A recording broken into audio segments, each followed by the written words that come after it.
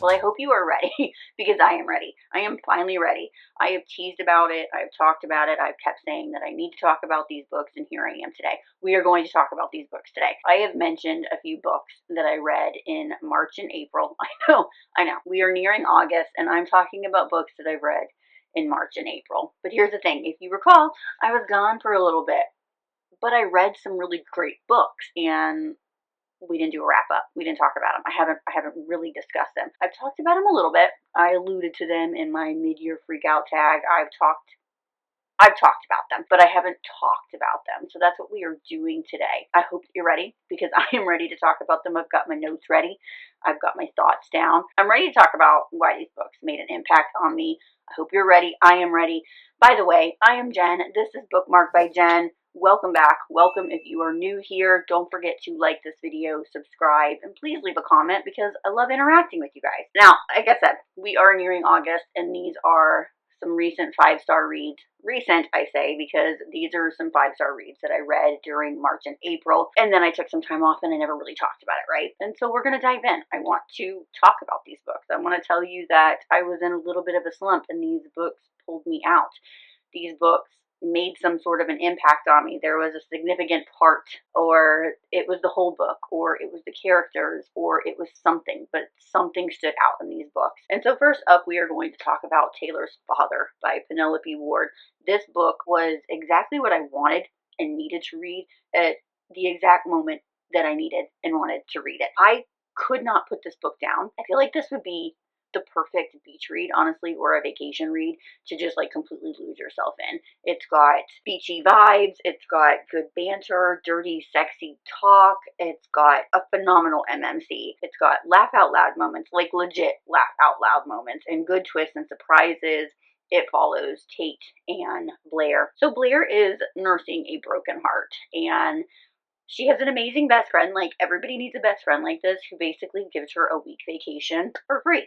His grandparents own a resort on this island, and he's like, boo, go, get lost, enjoy yourself, like recuperate, nurse that broken heart, just get back to being you. Like, we'll see you when you get back. Tate, on the other hand, is at the resort. He's just like contemplating life. He's reevaluating what he wants. He's reevaluating like life, right? He is significantly older than Blair. And as the title would say, Taylor's Father, this is not a spoiler by any means, because Taylor's father, her best friend, the one that gifted her this week resort vacation, his name's Taylor. Taylor's father. You kind of get where I'm going with this, right? We know this. They don't know this. So they're both at this resort, and there's a lot of like older people there. There's a lot of couples and families, and they are basically like the only two that are unattached, who don't have something else going on, who are relatively around the same age, even though they are not the same age. And so what Blair does is she was like, I need to jump right in, right? Like, I'm done with this. I'm done with this broken heart. I'm jumping into a dating app. I'm on vacation. I can be somebody else. Let's do it. She goes into this dating app that pairs you with somebody who's local, and it just happens to be Tate. Because, like I said, they basically are the only two people that are, like, unattached in this place. They meet up, and Tate immediately sees, like, I don't think that you are the age that you said that you are on this dating app. How young are you? And he finds out, and he was like, it was really nice to meet you. Obviously, you're gorgeous, but, like, this is just, like, not gonna happen. I'm here, like, reevaluating everything, and, like, this, probably not the best course of action that I should be into. I'm a little irritated that, like, I could have had something and you lied about your age, but, like, bygones be bygones, bye. So at this point, they go on about their business, but because they are the only people essentially in their prime and without a family in tow, they keep bumping into each other on adventure excursions and out eating. And Blair's basically like, look, yeah, okay, I lied about my age, big fucking whoop. And like, can we just be nice with each other? Can we have a friendly conversation? Like, I'm here alone, you're here alone. What is the point of sitting here at two tables alone when we could just like strike up a conversation? Like, what is essentially the harm in that? And so they do. And in doing so, like, the facade is dropped. There are no preconceived notions. Tate has already been like, nope, this is not going to happen. Like, I'm not sleeping with somebody this young. It's no. Out of all the mistakes that I've made in my life, I just cannot be doing this. So this is not going to happen. And so they are able to just like legitimately be themselves. In doing so, they realize they are very, very similar. They have a lot in common. They have a lot of interests, and Tate starts to grapple. I loved the inner monologues of, and his like inner turmoil of, if this chick was the age that she said she was, like, I would be all over this. This is essentially like, I mean, like, is this my dream girl? Like, she is being herself. I want her so bad, but like I can't do that with everything that's going on in my life and the mistakes that I've made. Like, I just can't do this. But I loved that back and forth with Tate. It was just, I don't know, it really added to the story for me. Blair, she keeps teasing him. She drops not so subtle innuendos, and I mentioned this in a previous video when I have mentioned this book, that like it borders on almost being obnoxious. And I think that Penelope did a really great job of noticing that that was the case and pulled back a little bit. And so basically, like, Blair's like, all right, look, I know that I've kind of crossed the line here. Like, I keep mentioning I am up for this, and you keep knocking me down. So here's the thing. I'm basically open for business. This could happen if you want it to, but like, I'm done teasing you. I'm done bringing it up. I'm done talking about it. It's here if you want it, but otherwise, let's just have a good time. And they do have their fling, and it is amazing. And I think because we were able to see this connection build, we got to see like the snarky banter and just like Tate being himself, and then realizing that they have a lot in common, even though there is a pretty decent age gap. And but anyway, yes, they have their fling. It is very yummy. It is awesome.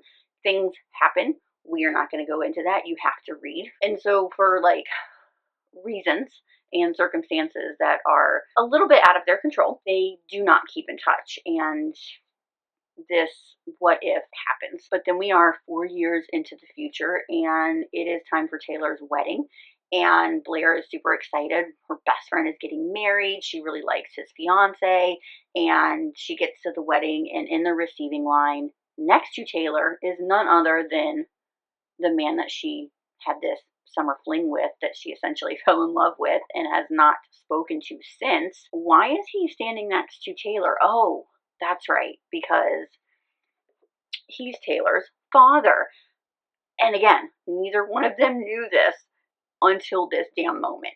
Then some shit really hits the fan. I couldn't put this book down. I loved the connection with Blair and Tate. I loved how Tate bargains with himself to be with her, how he fights for her when they see each other after 4 years. Is there a little bit of groveling? Yes, which I love. He is determined to not let this love that he's been spending 4 years thinking about, that he, like a missed opportunity. He is determined to not let it slip through his fingers again. I like that there's depth with our characters. I like that there is a push and pull moment always. I really enjoy those inner turmoil of our characters. I like that she understands with having an FMC. Like, I am really big on, like, this was a really good example of why I like an FMC who can be a little naive, who can be a little maybe annoying at times, but like understands how to pull that back, understands how to almost twist it to become endearing and really open it up to like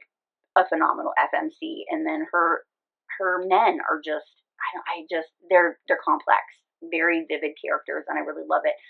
What I also love is that you feel the connection. You are not told about a connection. You watch this connection grow. You see the similarities that they have that complement each other. They challenge each other. They really, I mean, in just a short amount of time are able to really open each other up. He was there about reevaluating his life, and he met this person who really just made him contemplate other things. If you've read it, let me know what you think in the comments, because we are moving on. And the book we are moving on to is definitely a top 10 of the year. I have not stopped thinking about this book. Like Taylor's father gave me the sweet and the swoon and the banter and the goodness, this book took me by complete surprise and knocked me out. I have quickly become like an immense fan of this author. Auto read, auto buy. I definitely need to read her backlist. This is The Dark Before the Light by L.M. Halloran. A phenomenal book. So the synopsis really doesn't give too much away. So I was really pleasantly surprised when I learned of Talia, our FMC's job, and her past. So there are some BDSM elements that are, again, very surprising because it was like not talked about in the book.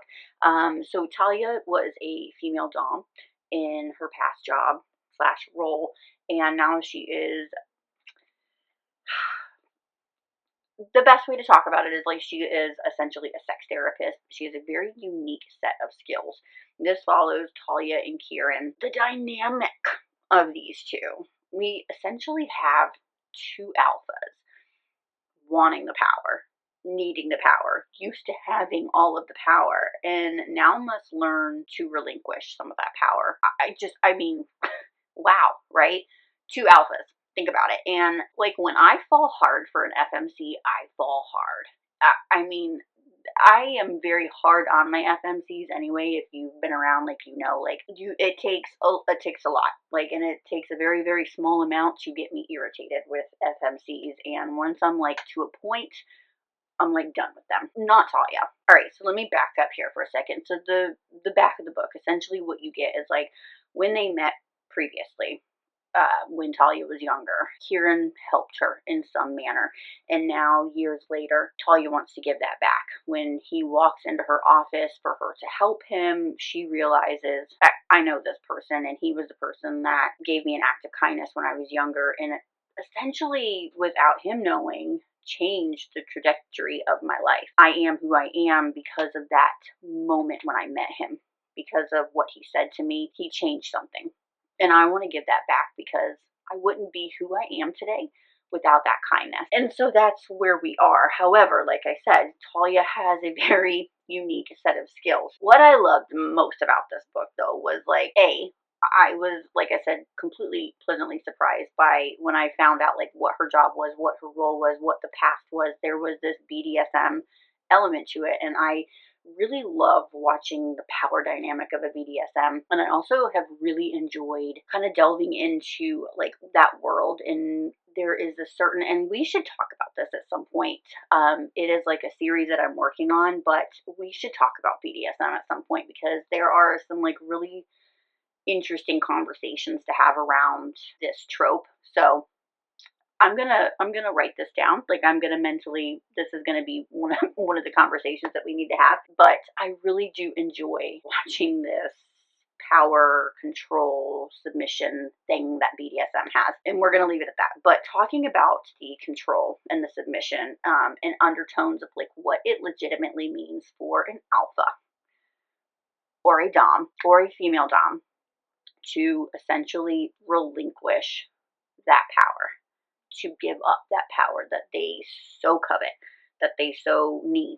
And there typically is a reason why they need that power to bend. And of course, they're only bending to that one person, right? But like, I mean, like, think about the dynamic of having two alphas who will relinquish that power, but then also understand what it means for that person to relinquish that power, to bend, to essentially become the submissive, like what it means for that person to do that, especially because typically there are things in the past that have brought us to this point, right? So where we have Taylor's father, that was fun and banter and dreamy summer nights by the beach and long lost loves who have finally found their way back to each other after years apart. This was more adult, more sultry. It was sexy and grown up. They meet when Talia was a teenager, like I said, and now when they've met, her past is her past, right? But like she is established. She is a well-respected professional, but also she essentially is his therapist. And so there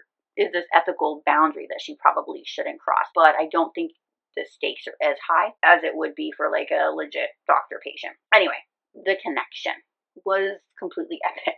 The alpha dynamic, I could not get enough of it. I did not want this book to end. The push, the pull, I was begging for more. This is, like I said, top 10 of the year, easily in my top 10. Phenomenal MMC, epic FMC. Like, she's up there with Lana, you know, with Mindfuck. I legitimately loved Talia. I loved her journey. I'm in love with her. I definitely am. All right, let's move on to Tempt Me, Taint Me by Victoria Holiday. This was a standalone book but it was set in the world of Dark Heart series. This is a mafia romance.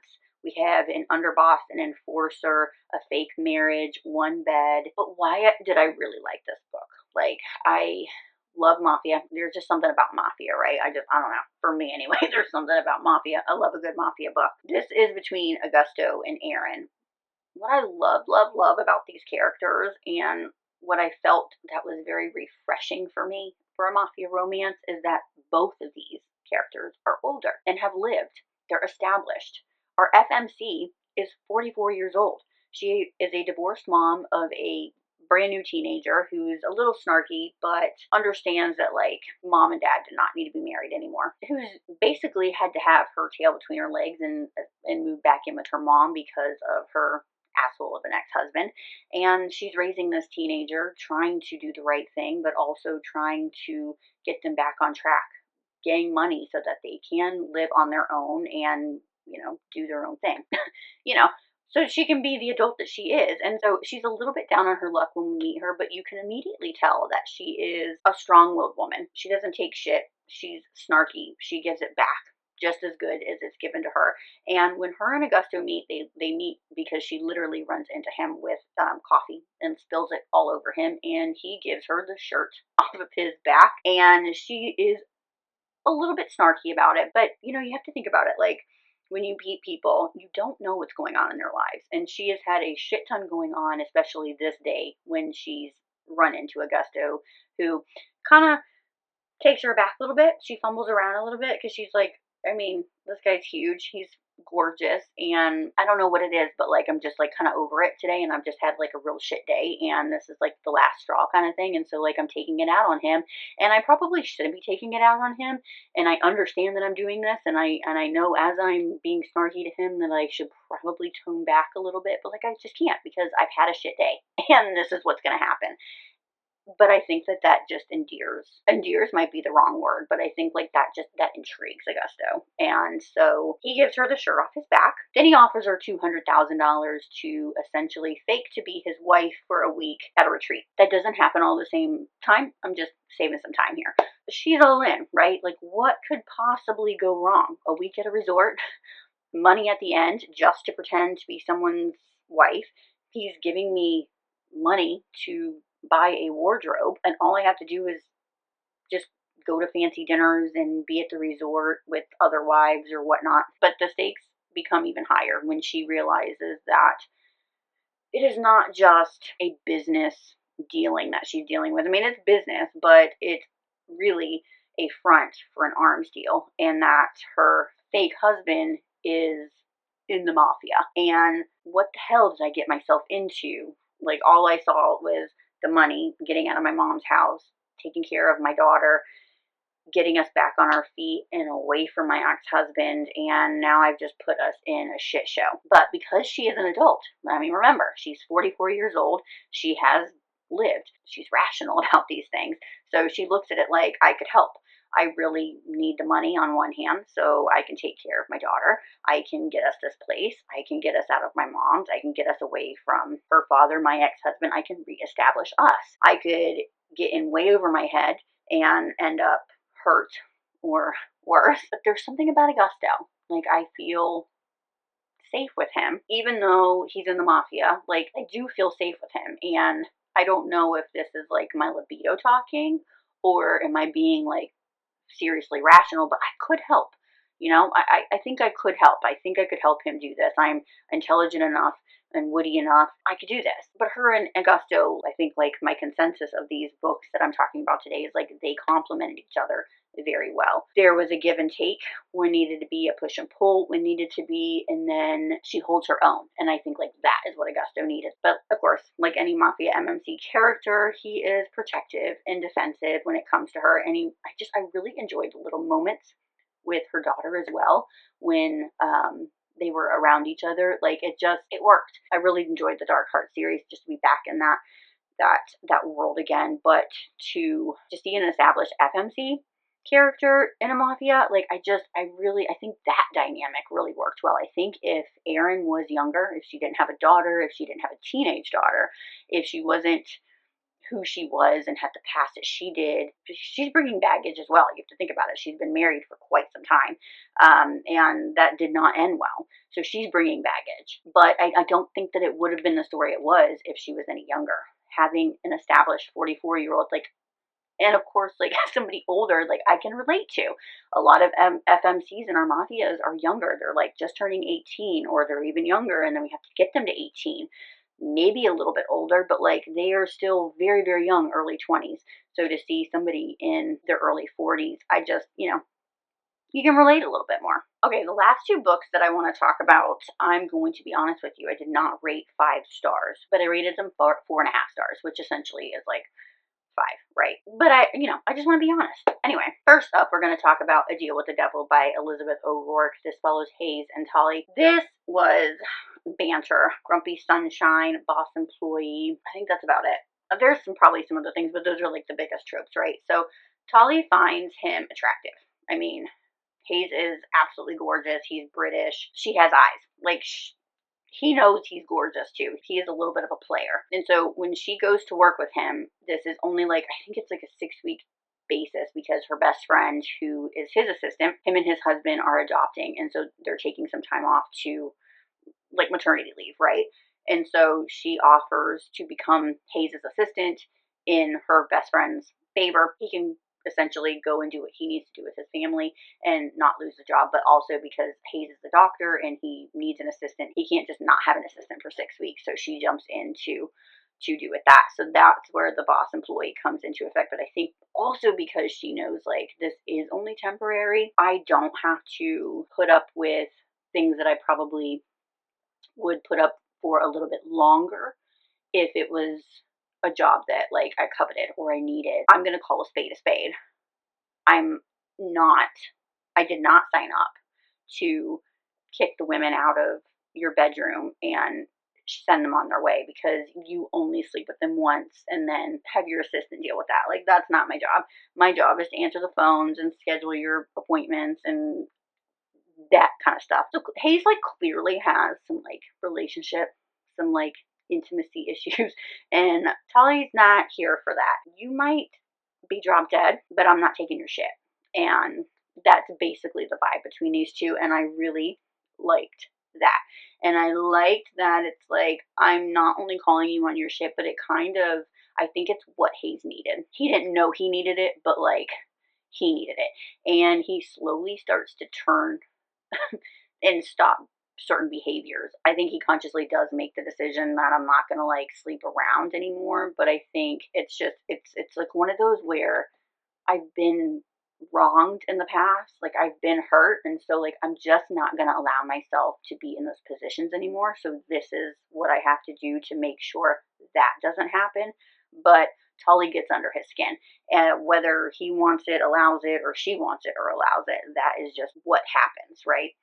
I loved how she didn't take his shit, though. She gave it to him. She was changing him a little bit, but he was changing on his own. He was becoming softer. He's not sleeping around as much. He's worried about her well-being and genuinely, like, wants to see her happy, wants to take care of her. He's moody and he's bossy. He's arrogant. It gave tension. It gave slow burn, amazing banter, some gotcha moments with some one-liners that had me definitely laughing out loud. But these characters, like, they've been hurt in their past, and they've dealt with the pain of that in very different ways, but they find this common ground, and sort of meet in the middle. And I think that's, like, where this connection happened for me. That's where the book kind of turned around for me.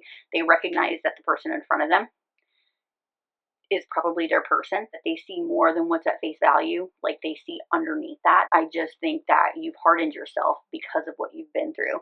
I really enjoyed watching Hayes soften, his true person unfold. And then also I really enjoyed, like, watching them show up for one another the way that they do. And it really was really just, like, exactly what I needed. And so it was a 4.5 stars. Let's talk about my last book for today, and that is Joyless by Nyla K. This freaking series, I've talked about it before. I'm going to continue to talk about it because there are 6 books. This is the second book that I'm talking about. I am currently reading book 3. I'm reading this series slowly because I'm taking my time. I'm not binging it. for a reason. I'm enjoying it. I'm savoring it. I'm also like putting it down and letting that fester a little bit. So this is an MFM or MMF. I don't know how they constitute that. I don't know. Anyway, it's between three of the guards for AP. So we've got Joy, we've got John or Chevelle, and we've got Harley or Rook. Everybody has a past, and these three are no exception. We have some traumatic past. We have secrets because the Alabaster pen like is nothing but secrets. It's a mindfuck of secrets and lies and omissions and WTF moments. It's absolutely crazy. You definitely need to read them in order because timelines coincide. They're consecutive. Like in this book, we see certain scenes from their point of view that we saw in the first book from somebody else's point of view. And in the third book that I'm reading now, the same thing is happening. To understand, to get everything, to really have those aha moments, you definitely need to read these in order. So we're talking about John, Joy, and Rook. So John and Joy have dated in the past. They are basically like the two head guards in Alabaster Pen. They dated in the past, but John has a hard time with true intimacy because of his past, and he didn't want to lose Joy over this. He didn't want to lose the relationship. He'd rather have her as a best friend than nothing at all.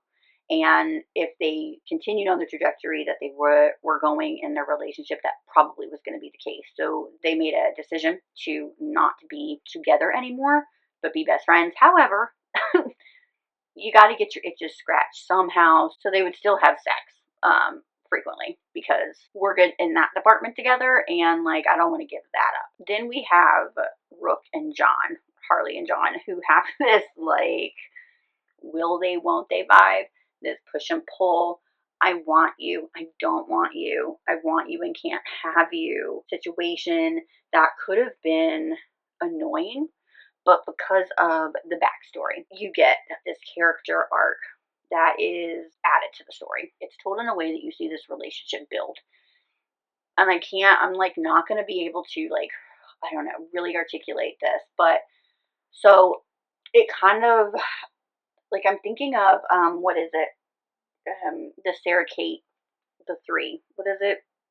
Oh my gosh, I'm blanking. With the married couple and then, oh my god. Anyway, this is definitely not that, but it like made me think of like that dynamic because I was like, I was very hesitant to, not that I wasn't going to read this, but I am hesitant sometimes to read like an MFM book or definitely am not a huge wide shoes person.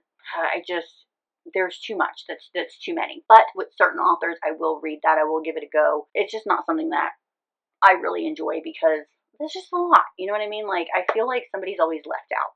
And I think like that's why I don't like love triangles. It reminded me of the Sarah Kate book because like I felt that even though I really enjoyed that book, there was like something missing. And this book gave me what that book was missing. You get your three point of views, but you also get this relationship between all of them individually and all together. I felt like you got more of that. And so I really understood the connection between all three of them, and I didn't feel like somebody was being left out. You get to see John and Harley create this relationship. You get to see how Joy and John are, how they were before, and how their relationship grows. And then you also get to see how Harley and Joy create their relationship, where it's essentially like their relationship was built more on like friendship and loyalty and trust. And then they all three come together. And I think that's why these books are a little bit longer, but like if it wasn't as long, you didn't get those dynamics where you understood how the relationship worked, I don't think that it would have been a very good book. I mean, it definitely wouldn't have been a 4.5 stars for me. I would have been missing a lot. I don't like to be told about a connection. I want to feel that connection. I want to see that connection happen. I want to understand why our characters are now at this point. If I'm missing like the meat and potatoes of like how this relationship grew, I'm not connected. Like I'm just not. And that essentially is why I might just connect to like one character sometimes. But whereas like I just really enjoyed, you get the backstories of them. And I'm not going to go into that because Alabaster Pen is its own like crazy thing. But you know, these not only the inmates, but the guards are there for a specific reason. But this one was more about the characters for me, the relationships that they had, their inner demons, their inner turmoils that they have, and then getting close only to, like, you know, especially for like John, like getting close and then self-sabotage and then self-blame, only to realize that like your people are your people for a reason. They are not going to run away when times get hard, right? Like getting to witness the relationships unfold was the best part for me. And I like, again, it goes back to the connection. Like I wasn't being told this is how they fell in love. I wasn't being told like this is how the relationship works. I was watching. This is why it works. You feel for these characters, like you root for them. You yell at them when they're doing something stupid and then relented and did the thing that they should have done in the first place. But you're only human, and so you're going to make mistakes as you're falling in love, and you want to fight for them when they've been wronged. I loved the thrupleness, right? But I also loved the connection individually, and I think like they needed to have the connection individually, and we needed to see that transpire and grow so that we could see them when they all three came together. Like it exploded, and it exploded so good. The tender moments, the love, and like I just legitimately see why people love this series. You root for these people for sure, and so that's why it is on this list. And probably the whole series will be on like a top because it's crazy. I mean, again, I'm on the third book now, and she crazy too. She crazy. So there you go. Those are my recent 5-star reads. How the MMCs like legitimately showed up for me, because I am an MMC girly through and through. But when I find those female main characters that stand out, they stand out for reasons, right? So, okay, let me know. Have you read any of these? Do you want to read any of these? Maybe you don't have the same thoughts as I do. I think it's so funny. Like I might not have given this book as high as I did if I didn't read it when I read it. I really find it so funny. Like some books were just meant to be read at certain times, and you just pick those right times. You know what I mean? Anyway, let me know some recent 5-star reads of yours. I may put it on a TBR to be read at some point, but I've got some really fun things coming up next month, which I will be talking about soon. So stay tuned for that. My August TBR will be coming up soon. And that is it. That is going to do it for this video. I will catch you on my next video. But until then, happy reading. Bye.